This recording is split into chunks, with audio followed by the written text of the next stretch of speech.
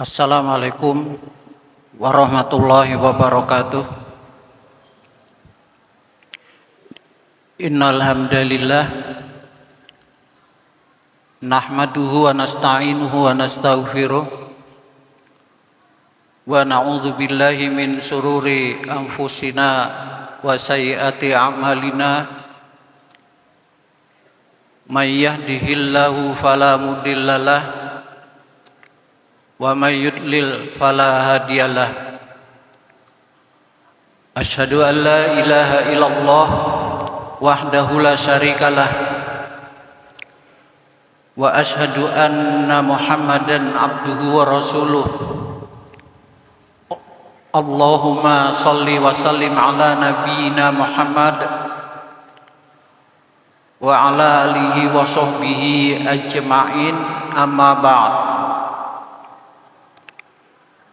Ya ayyuhalladzina amanu taqullaha haqqa tuqatih wa la tamutunna illa wa antum muslimun. Bapak-bapak, ibu-ibu hadirin yang dirahmati Allah, marilah kita memuji Allah dengan mengucap alhamdulillah, karena kita telah dikaruniai taufik dan hidayah sehingga dapat melaksanakan sholat maghrib dengan berjamaah. Kemudian pada saat ini kita melaksanakan kewajiban, yaitu kewajiban menuntut ilmu agama.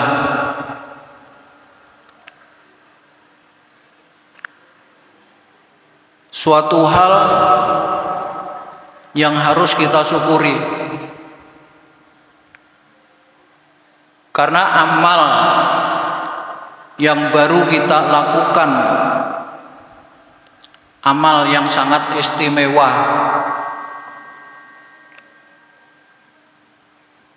Binatang-binatang berdoa untuk kita,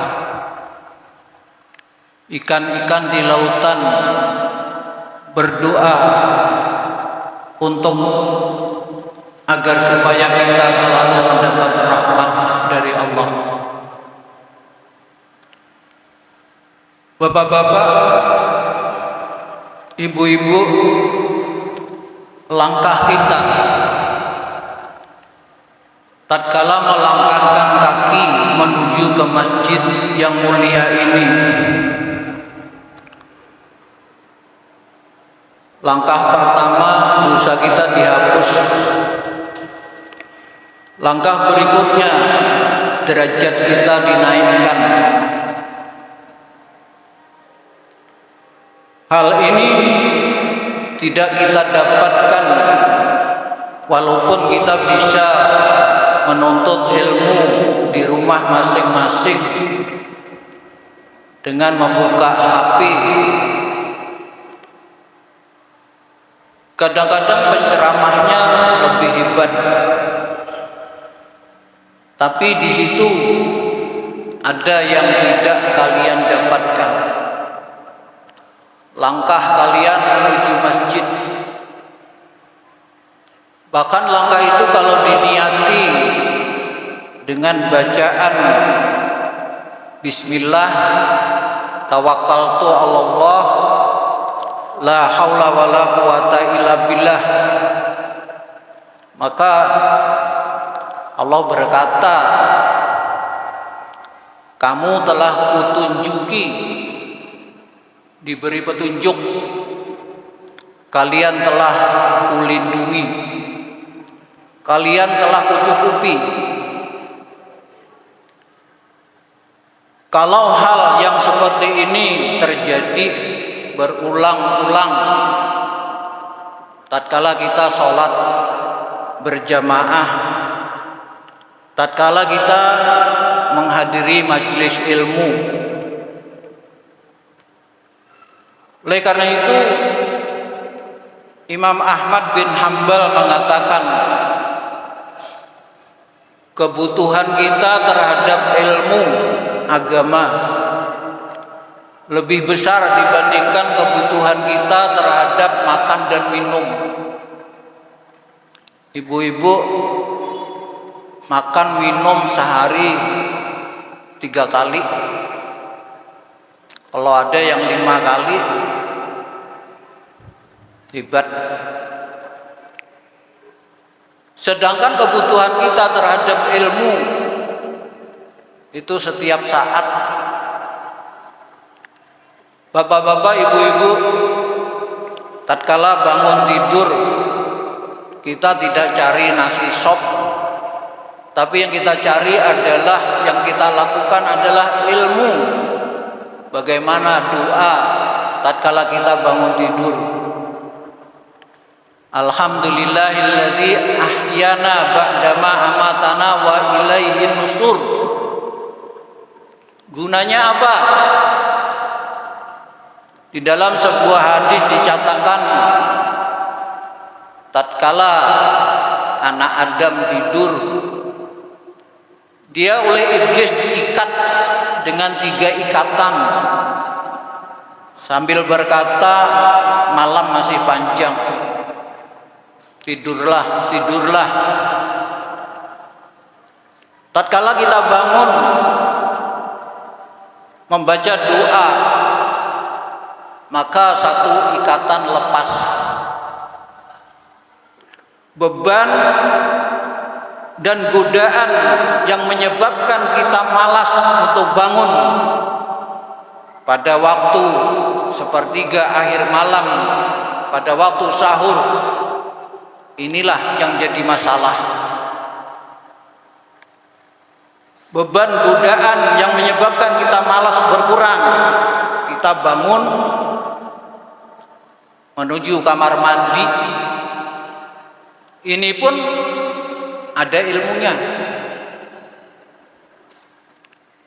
Mau masuk kamar mandi, apa yang kita baca? Bismillah, a'udzubillahi minasyaitonirrajim, a'udzubillahi minal khubusi wal khaba'is. Berlindung dari setan, baik itu laki-laki maupun perempuan. Rupanya setan itu ada laki, ada bini.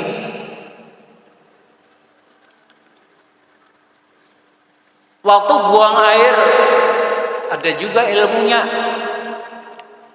Gak boleh menghadap kiblat, membelakangi kiblat. Waktu buang air ada juga ilmunya. Apa itu? Gak boleh ngomong dengan orang yang ada di luar tatkala kita buang air. Bukan karena kaina gigi ikam rumpung, nggak ada, tetapi karena ini adalah ajaran agama kita, ilmu syar'i. Setelah selesai basuh ada juga ilmunya. Nggak boleh pakai tangan kanan. Selesai keluar ada juga ilmunya, dulukan kaki kanan. Sampai di luar ada juga ilmunya, baca gufranaka. Setiap saat memerlukan ilmu. Oleh karena itu wajib menuntut ilmu. Kalau kalian tidak mau melaksanakan kewajiban menuntut ilmu, bukan sekedar berdosa tidak menuntut ilmu, tapi juga kalian akan bodoh di dalam mengilmui apa yang kalian katakan dan apa yang kalian lakukan. Permasalahannya di sini. Setelah itu kita berwudu. Dengan berwudu, maka ikatan yang kedua lepas. Beban kita semakin ringan. Berwudu itu sendiri ada ilmunya. Kalau kalian tahu ilmu tentang wudu dan keutamaan-keutamaannya, maka kalian akan senang hati berwudu. tatkala membasuh muka, dosa-dosa yang dilakukan oleh indera yang ada di muka kita berguguran bersama dengan tetesan-tetesan air. Tatkala cuci tangan, cuci kaki, begitu juga. Memang Allah Maha Penyayang.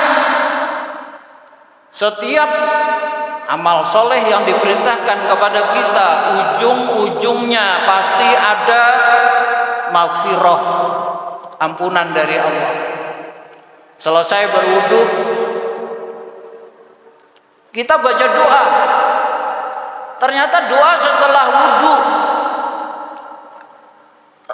Rasulullah mengatakan, masuklah pintu surga mana saja yang kamu inginkan. Pintu surga ada 8. Dengan berwudu, berdoa sudah wudu, keutamaannya luar biasa sekali. Setelah itu sholat 2 rakaat. Di sini ketiga ikatan yang dilakukan oleh iblis itu akan lepas semuanya. Di dalam hadis Nabi dikatakan, apabila kalian melakukan perbuatan ini, maka dijamin sampai sore hari kalian akan menghadapi kehidupan ini dengan enak, nyaman, bahagia. Begitu seterusnya. Dulu juga sudah saya katakan, orang bertakwa itu melakukan amalan selain berlomba sungguh-sungguh istimroriyah. Kalau kalian bangun pukul 4, dilatih sungguh-sungguh dengan cara yang sudah ditunjukkan oleh Nabi kita Muhammad sallallahu alaihi wasallam. Salat, kalau kita sudah salat witir sebelum tidur, salat 2 rakaat, 4 rakaat, 6 rakaat, 8 rakaat, silakan. Tapi istimroriyah ini perlu diingat. Apa itu? Kalian sholat duha 8 rakaat, habis itu setahunan meraih, nggak baik. Yang baik bagaimana? Sekira ibadah yang kita lakukan dapat istiqomah, sholat duha 2 rakaat. Memang keutamaannya berbeda-beda. Nanti dengan mengetahui keutamaan yang sholat duha 2 rakaat dengan yang sholat duha 4 rakaat, silahkan pilih. Yang 2 sahih, yang 4 sahih, 6 sahih, 8 sahih.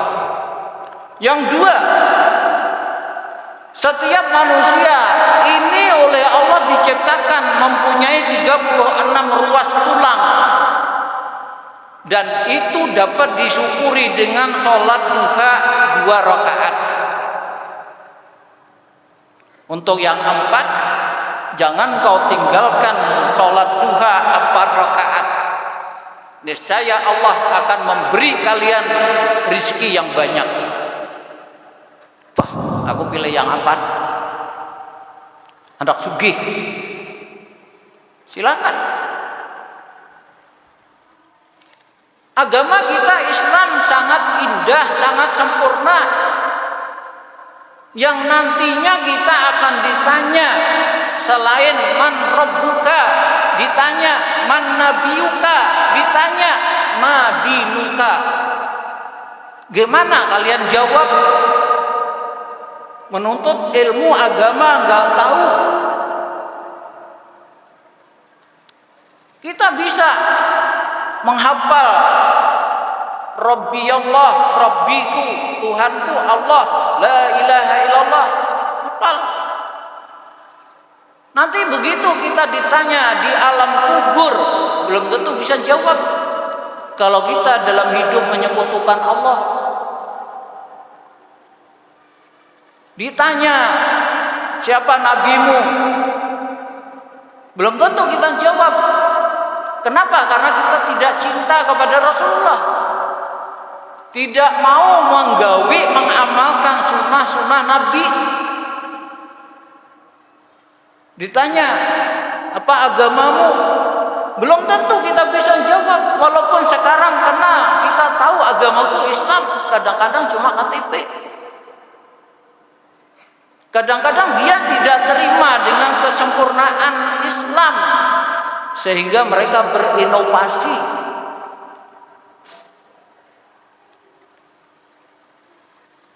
Hadirin yang dirahmati Allah, salah satu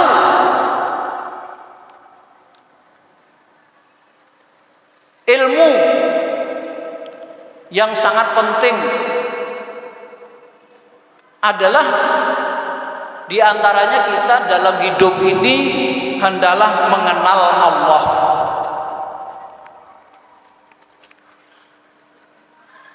Allah itu siapa?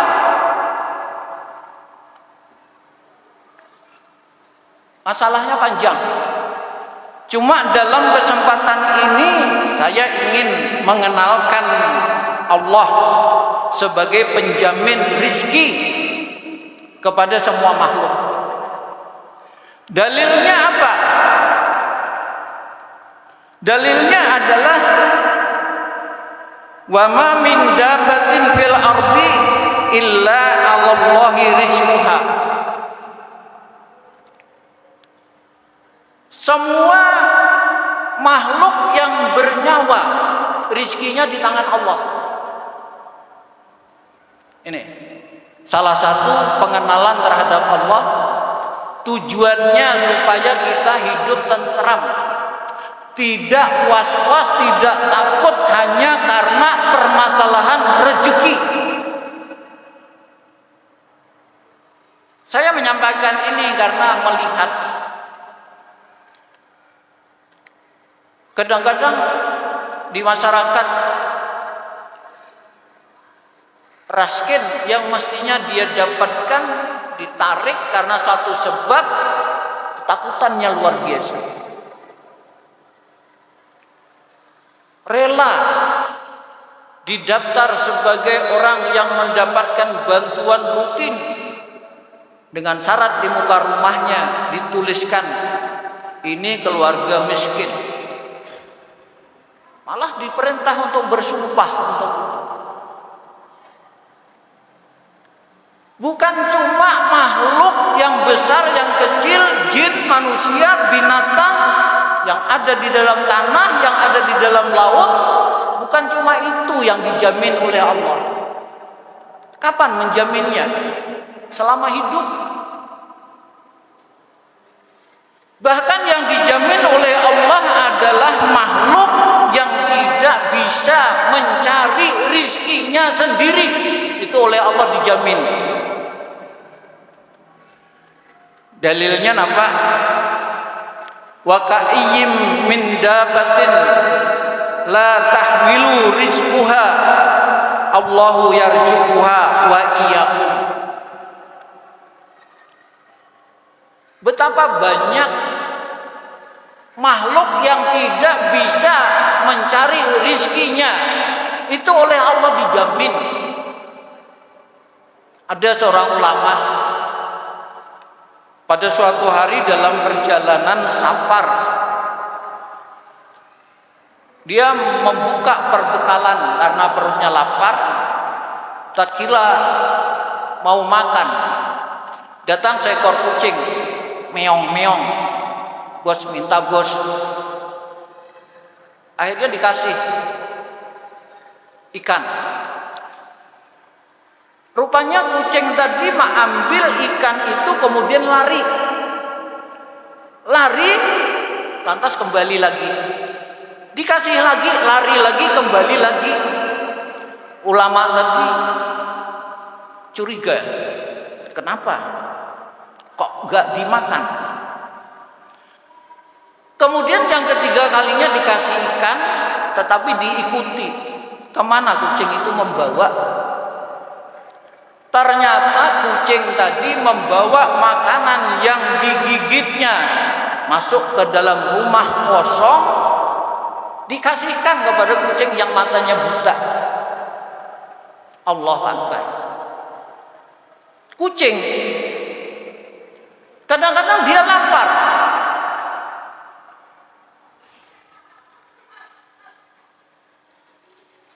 menolong kucing lain yang tidak bisa mencari rizkinya. Bu, pernah melihat ayam? Ayam imbah maharam menatas anaknya 10 lebih kadang-kadang. Dia cari makan. Dengan kukunya digaruk-garuk tanah, keluar cacing. Ayam tadi nggak mau makan, cacing tadi dipatuk, tujuannya apa? Membagi supaya cacing tadi panggil kecil-kecil, kemudian anaknya dipanggil, anaknya lari berebut. Padahal kita melihat tenggorokannya kecil karena lapar. Ayam rela berbuat semacam itu. Jadi oleh karena itu, karena kita tahu yang menjamin rizki kita itu Allah yang maha kaya, Ar-Raja, maha pemberi rizki, rizkinya banyak, yang diberiakan banyak, yang diberi orangnya banyak. Cukup aja. Cukup. Lebihan. Rahmat Allah itu ada 100. Yang diturunkan di dunia ini cuma 1. 1 itu dimakan oleh manusia pertama sampai manusia terakhir, jin pertama sampai jin terakhir, binatang pertama sampai binatang terakhir, kada habis. Hanya 1. Ini adalah apa? Ar-Rahman, Ar-Rahim. Maha pengasih di dunia. Ar-Rahman, maha pengasih. Orang kafir kan? Orang Kristen kan? Orang Buddha kan? Semuanya oleh Allah dijamin rizkinya. Diberi. Sisanya 99 itu nanti diberikan pada kehidupan akhirat. Yang diberi cuma orang-orang beriman yang masuk surga. Orang kafir ada. Di dunia mungkin mereka dapat lebih banyak daripada kita.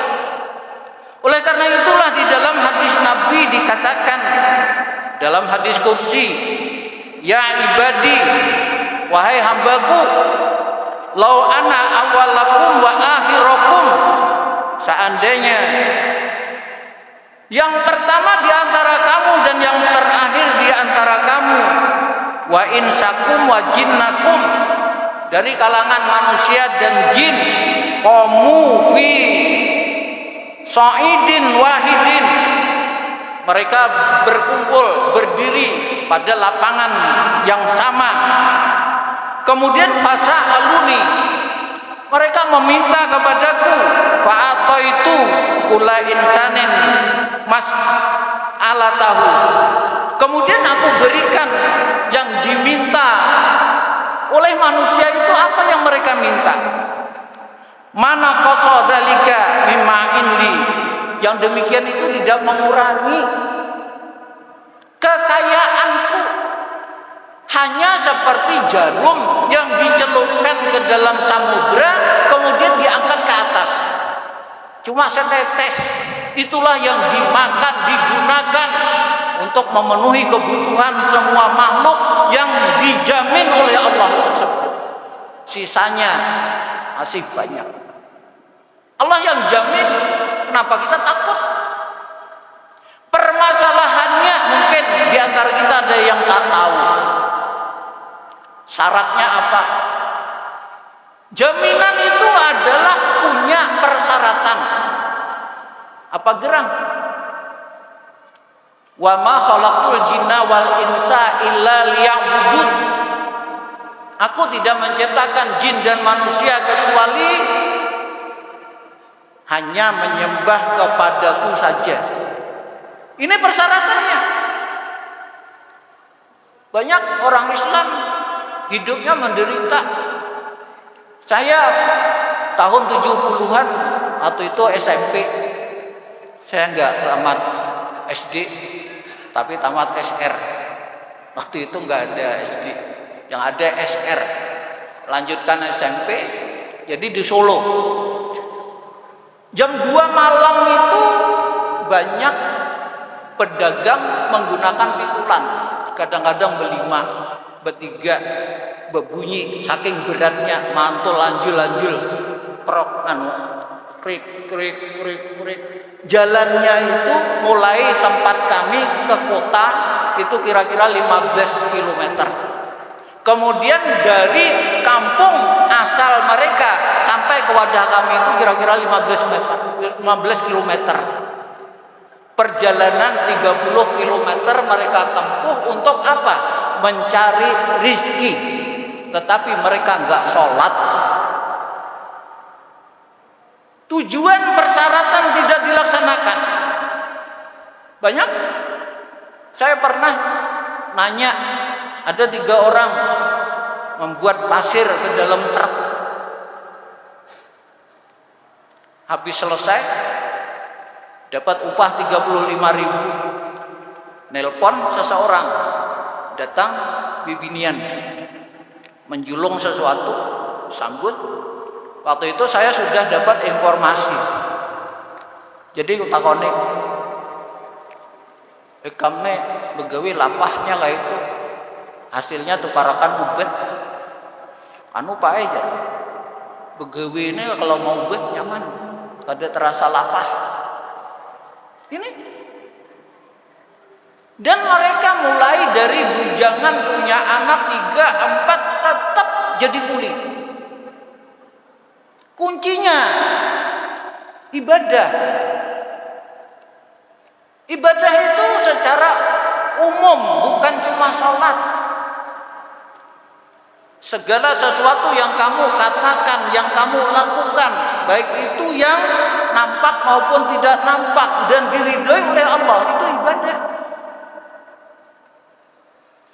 Jadi oleh karena itulah hadirin, di dalam agama kita Islam itu masalah rizki itu ada yang diusahakan, ada yang rizki itu datangnya tidak disangka-sangka.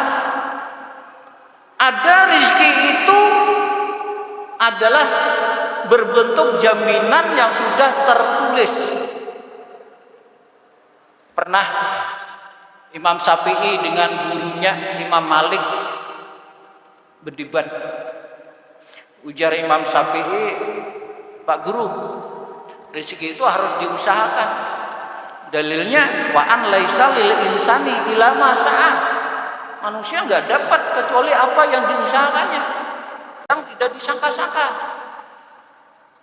Kemudian sama-sama berdalil wa yarzuqhu min haitsu la yahtasib. Rezeki datang tidak disangka-sangka. Imam Syafi'i kemudian berjalan, hendak membuktikan pendapatnya yang benar. Ada orang panen anggur, Pak, aku 4 begawilah panen anggur. Ayo silakan, karena diupahi anggur. Selesai, dapat sekidit kantongan anggur. Datang dengan gembira kepada Imam Malik, hendak memadahkan ini, pendapatku yang benar. Datang, Bro, nah hadiah anggur. Apa kisahnya? Ulun tadi begawi diupahi orang anggur. Ulun bener kalau jari Imam Malik, aku bujur juga. Nah, ada begawi, kamu antari. Tidak disangka-sangka. Memang keduanya punya dalil. Rizki yang kita usahakan itu biasanya kurang menarik. Kurang menarik bagaimana? Tidak begitu menggembirakan. Bapak-bapak jadi PNS. Tahu sudah, karena tanggal 1 gajian. Ada yang 5 juta, ada yang 6 juta. Begitu dapat gajian tanda tangan, senang enggak? Senang, tapi tidak begitu gembira. Tapi kalau ada rezeki yang datang dengan tiba-tiba. Dulu sebelum Nabi kita Muhammad SAW, di antara mereka ada para nabi. Ada seorang wanita ditinggal mati suaminya. Anaknya 4, masih kecil-kecil. Membesarkan dan mendidik anaknya seorang diri, alangkah menyedihkan. Gawiannya meminta kapas menjadi benang. Seminggu dipinta, benang tadi dijual, beli lagi kapas, sebagian diolahkan makanan, begitu terus putar. Pada suatu hari, kapas yang dijemur di atas atap, rupanya disambar oleh burung elang di bawah terbang. Wanita tadi kemudian mengadu kepada Nabiullah. Ya Nabiullah, Tuhan tidak adil. Nabiullah marah. A'udzubillah min dzalik. Jangan lagi mengatakan Tuhan tidak adil. Jangan berburuk sangka pada Allah. Berbaik sangkalah kepada Allah. Kalau kamu berburuk sangka kepada Allah, sama mengadukan Allah kepada makhluk. Coba Allah dikaduakan kepada makhluk. Apa yang terjadi? Tidak lama kemudian datang salah satu pedagang mengantar duit. Wahai Nabiullah, ini uang sebanyak 1.000 rial. Tolong bagikan kepada yang berhak. Bibi ini tadi menjual benang pintalan itu sekali jual 100 rial. Jadi kata Nabiullah, wahai fulanah, ini duit 1.000 rial aku berikan padamu. Kemudian tanya, kenapa gerang? Jadi dapat memberi duit 1.000 rial. Wahai Nabiullah, kami habis berdagang naik perahu, berujung banyak. Di tengah lautan perahu kami ini beluang, buntus. Kada ada harapan untuk selamat. Pada saat itu di antara kami berkata, mari kita bernazar. Apabila nazar ini diterima oleh Allah, kita selamat. Masing-masing yang 10 orang ini memberi duit 100 rial. Takobol jadi 1.000. Setelah bernazar, rupanya ada burung elang membawa benang, menapali, ditapalkan, pas akhirnya selamat. Benang tadi benang curian si wanita yang kehilangan benang tadi. Kata Nabiullah, bagaimana? Allah, jaminan Allah atau ikan begawi seorang? Yang semacam ini sering terjadi. Tatkala kita kepepet, kita memerlukan. Jadi oleh karena itu, maka di dalam agama kita itu ada 14 amalan. Ya, ada juga yang mengatakan 10, ada yang mengatakan 15, tergantung masing-masing mengambil dalil. Jadi di antara amalan yang 14 tersebut, di antaranya adalah dalam hidup ini hendaklah kita bertakwa, mengerjakan apa-apa yang diperintah, meninggalkan apa-apa yang dilarang. Dengan sendirinya perlu ilmu. Dalilnya apa? Dalilnya adalah firman Allah, wa may yattaqillah yaj'al lahu makhraja. Barang siapa bertakwa kepada Allah, Allah akan memberi jalan keluar. Wa yarzuqhu min haitsu la yahtasib, dan memberinya rizki yang tidak disangka-sangka.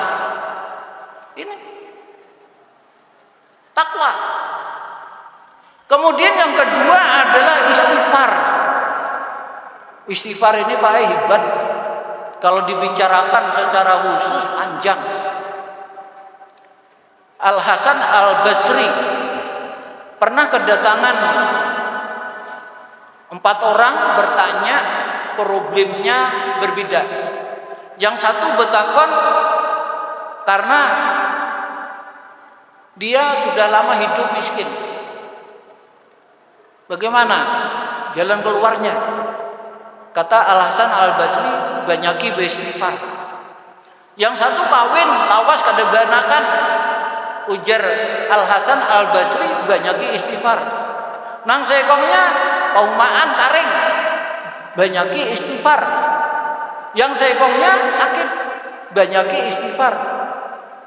Muridnya bertakon, Syekh, mereka datang berempat, masalahnya lain-lain. Jawabannya kenapa satu? Cuma istighfar.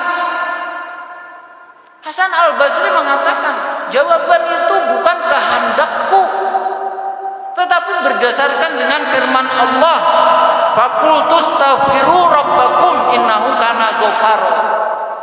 Beristighfarlah kalian, karena Allah itu Maha Pengampun. Kemudian yursilis samaa alaikum midrara. Dengan istighfar itu Allah akan menurunkan hujan yang lebat. Kemudian wa yumditkum bi amwalin wa banin. Allah akan memperbanyak harta dan anak untuk kalian. Istighfar. Istighfar itu yang baik kapan? Wabil asharihum yastaghfirun.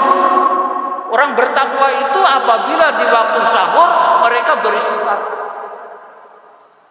Istighfar 100 kali. Itu Rasulullah. Kita yang banyak dosa ini makinnya. Siapa yang hari ini ada berdosa? Dede seberataan. Yang ceramah mungkin malah banyak. Dosa mata, dosa telinga, dosa kaki, lisan. Kadang-kadang gibah, ngoyai seorang. Ini penyebab muflis, bangkrut, mati. Bawa amalan, pahala, sholat, puasa, macam-macam. Tapi karena banyak melakukan kesalahan, dosa, akhirnya pahalanya ditransfer, kada cukup, masih ada lagi yang belum dibayari. Dosa orang itu dijadikan, diberikan kepada kita, akhirnya diseret ke neraka. Ini istighfar, astagfirullah wa atubu ilaih, astagfirullah wa atubu ilaih. Istighfar itu menjadikan penyebab dosa-dosa kita diampuni, doa kita akan dikabulkan. Imam Ahmad bin Hanbal pada suatu hari safar, pergi jauh, gak ada tujuan, aneh. Sampai di satu tempat sholat isya, dia ikut berjamaah di situ. Selesai sholat isya, berabah di masjid. Kaumnya penyarikan, jangan berabah sini, kada boleh, guring di masjid. Ayo keluar, pindah ke Hambin. Masih aja dikapung oleh kaum tadi. Ayo, kada boleh di sini, jauh. Akhirnya ditarik sampai ke halaman masjid. Kebetulan di dekat masjid ada penjual roti. Melihat, Syekh sini. Syekh itu artinya orang alim, sangat alim, atau orang sepuh, sangat tua. Itu Syekh. Syekh sini. Kalau hendak istirahat tuh ada kamar. Istirahat situ. Dia menyaksikan penjual roti tadi setiap kali memecah telur beristighfar astagfirullah. Pecah telur astagfirullah. Kagum.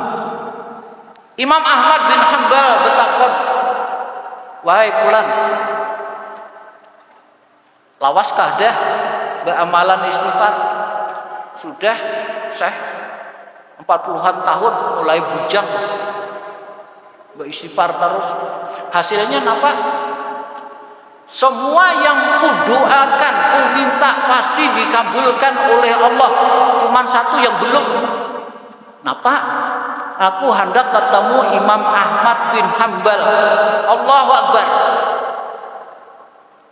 Ujar Imam Ahmad menjerit, gara-gara istighfar ini aku berjalan tanpa tujuan sampai jauh. Dia enggak kan dengan istighfarnya itu. Oleh karena itu, kalian jangan meremehkan istighfar. Kita banyak dosa. Setiap maksiat yang kita lakukan akan terjadi titik hitam di hati kita. Kalau kita istighfar, taubat, titik hitam itu lenyap, hati menjadi bersih. Tetapi kalau kita tambah dengan kemaksiatan, hati kita menjadi kelam, hitam, bertagar, sulit menerima hidayah. Datang di majelis ilmu, iya datang, tapi masuk telinga kanan, keluar telinga kanan, gak sempat nyebrang ke telinga kiri, anjul. Ada juga kadang-kadang masuk tapi tidak menjadi ilmu yang bermanfaat. Maksudnya dia nggak pernah bisa mengamalkan ilmu yang didapatkan. Ya, kadang-kadang pandiri agama pinter, sholatnya bolong-bolong, puasanya bolong-bolong. Kemudian apalagi amalan yang menyebabkan kita akan mendapatkan asbab dari rizki, yaitu diantaranya adalah doa. Doa di dalam Al-Quran surah Mu'min ayat 60, Allah penjamin kita, wa qala rabbukum ud'uni astajib lakum. Mintalah kalian kepadaku, aku pasti mengabulkan. Ini yang penjamin kita tadi menyuruh, mintalah kalian kepadaku, aku mengabulkan. Kemudian apakah ada syarat terlalu banyak meminta? Ada. Allah bahkan menyatakan, innahu man lam yas'alillah yaghdab alaih. Sesungguhnya barang siapa yang tidak mau meminta kepada Allah, Allah marah kepadanya. Kalau kada mau meminta malah Allah marah. Kalau sering meminta, Allah senang. Karena meminta itu adalah ibadah yang paling baik. Kalian merista di hadapan Allah, ya Allah. Imam Ahmad bin Hambal itu mengatakan, hari yang paling membahagiakanku adalah hari apabila di rumahku kada ada makanan. Coba, bisa lah kayak itu? Hari yang paling membahagiakan apabila di rumahku kada ada makanan. Apa yang menyebabkan Imam Ahmad bahagia? Karena di situ muncul tawakal yang penuh kepada Allah. Tawakal yang penuh kepada Allah itu luar biasa dampaknya.